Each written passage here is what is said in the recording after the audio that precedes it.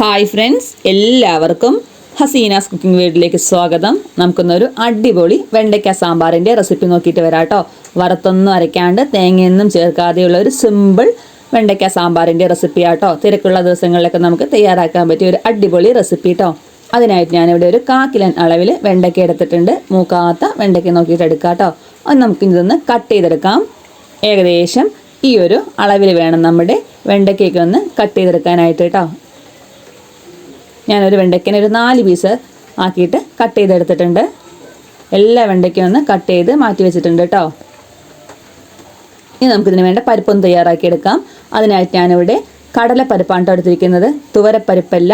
ആ ചെറിയ പരിപ്പിനേക്കാളും നമ്മൾ ഈ ഒരു സാമ്പാർ തയ്യാറാക്കുമ്പോൾ കടലപ്പരിപ്പ് എടുക്കുകയാണെങ്കിൽ നല്ലപോലെ കുറുക്കവും കിട്ടും, നല്ല ടേസ്റ്റും കിട്ടും. നമ്മുടെ ഒരു സാമ്പാറിന് ഒരു 10 മിനിറ്റ് കുതിർത്ത കടലപ്പരിപ്പ് ഞാനൊരു കുക്കറിലേക്ക് ഇട്ട് കൊടുത്തിട്ടുണ്ട്.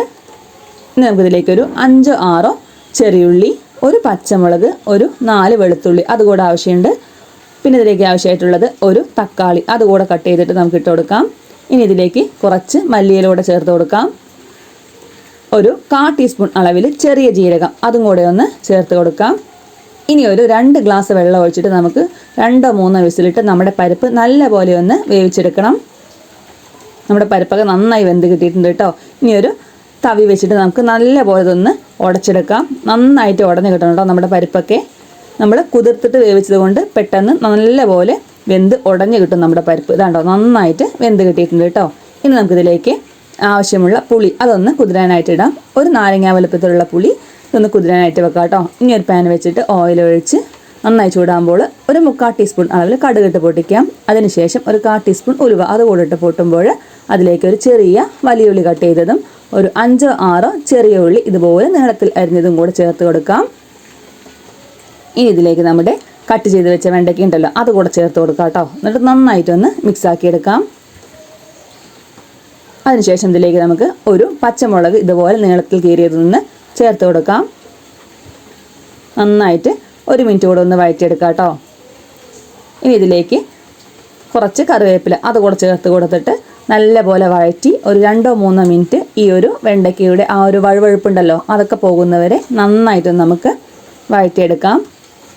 ഏകദേശം നമ്മുടെ വെണ്ടയ്ക്കിൻ്റെ വഴുവഴുപ്പൊക്കെ പോയിട്ടുണ്ട് കേട്ടോ. ഇനി ഇതിലേക്ക് 1 ടീസ്പൂൺ അളവിൽ മുളക് പൊടി, 1 ടീസ്പൂൺ മഞ്ഞൾപ്പൊടി, 1 ടീസ്പൂൺ അളവിൽ മല്ലിപ്പൊടി, ഒരു 3/4 ടീസ്പൂൺ അളവിൽ ഉപ്പ് അതുകൂടെ ചേർത്ത് കൊടുക്കാം. ഇനി നമുക്കിതിൻ്റെ പൊടികളുടെ ഉണ്ടല്ലോ പച്ചമണമൊക്കെ പോകുന്നവരെ നന്നായിട്ടൊന്ന് വഴറ്റിയെടുക്കണം. ഏകദേശം ഒരു 2 മിനിറ്റ് നന്നായിട്ടൊന്ന് വഴറ്റിയെടുക്കാം കേട്ടോ. ഇനി നമുക്കിതിലേക്ക് നമ്മുടെ പുളി വെള്ളം ഉണ്ടല്ലോ അതുകൂടെ ഒന്ന് ചേർത്ത് കൊടുക്കാം. ഏകദേശം 1/2 ഗ്ലാസ് അളവിൽ പുളിവെള്ളം കിട്ടിയിട്ടുണ്ട്. അതുകൂടെ ഇതിലേക്കൊന്ന് ചേർത്ത് കൊടുത്തിട്ടുണ്ട്. നന്നായിട്ടൊന്നും കൂടെ ഒന്ന് മിക്സാക്കി എടുത്തിട്ട് ഒരു 2 കപ്പ് അളവിൽ വെള്ളം കൂടെ ചേർത്തിട്ട് നന്നായിട്ടൊന്നും കൂടെ ഒന്ന് മിക്സാക്കിയിട്ട് ഒരു 5 മിനിറ്റ് നന്നായി ഒന്ന് തിളയ്ക്കാനായിട്ട് വെക്കണം കേട്ടോ. ഈ പൊടികളുടെ പച്ചമണമൊക്കെ പോയി ആ വെണ്ടയ്ക്കൊക്കെ നന്നായി ഒന്ന് വെന്ത് വരണം. അതുവരെ നമുക്ക് വെയിറ്റ് ചെയ്യാം. ഏകദേശം ഒരു 5 മിനിറ്റ് മതിയിട്ട് അത് നന്നായിട്ടൊന്ന് വെന്ത് കിട്ടാനായിട്ട്. നമ്മുടെ വെണ്ടയ്ക്കൊക്കെ നല്ലപോലെ വെന്ത് കിട്ടിയിട്ടുണ്ട്. ആ ചാറൊക്കെ നന്നായിട്ടൊന്ന് കുറുകി വന്നിട്ടുണ്ട് കേട്ടോ. ഇതാണ്ട കറക്റ്റായിട്ട് വെന്ത് കിട്ടിയിട്ടുണ്ട്. ഇനി നമുക്കിതിലേക്ക് നമ്മുടെ വേവിച്ച് വെച്ച പരിപ്പുണ്ടല്ലോ അതൊന്ന് ചേർത്ത് കൊടുക്കാം. ഇത് നമുക്ക് പെട്ടെന്ന് തയ്യാറാക്കി എടുക്കാൻ പറ്റിയൊരു അടിപൊളി വെണ്ടയ്ക്ക സാമ്പാറാട്ടോ.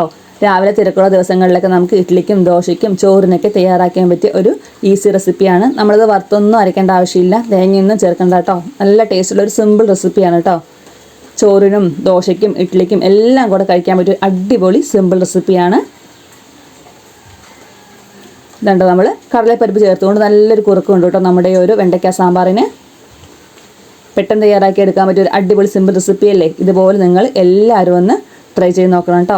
പിന്നെ എൻ്റെ വീഡിയോ കാണുന്നവരെല്ലാവരും ഒന്ന് എന്നെ സബ് ചെയ്തിട്ട് എൻ്റെ വീഡിയോസും കൂടെ ഒന്ന് സപ്പോർട്ടാക്കണേ. ഇനി അവസാനമായിട്ട് നമുക്കിതിലേക്ക് കുറച്ച് മല്ലിയില കൂടെ ഇട്ട് കൊടുത്താൽ നമ്മുടെ ടേസ്റ്റി ആയിട്ടുള്ള ഒരു അടിപൊളി വെണ്ടയ്ക്ക സാമ്പാർ റെഡിയാക്കി കിട്ടും കേട്ടോ.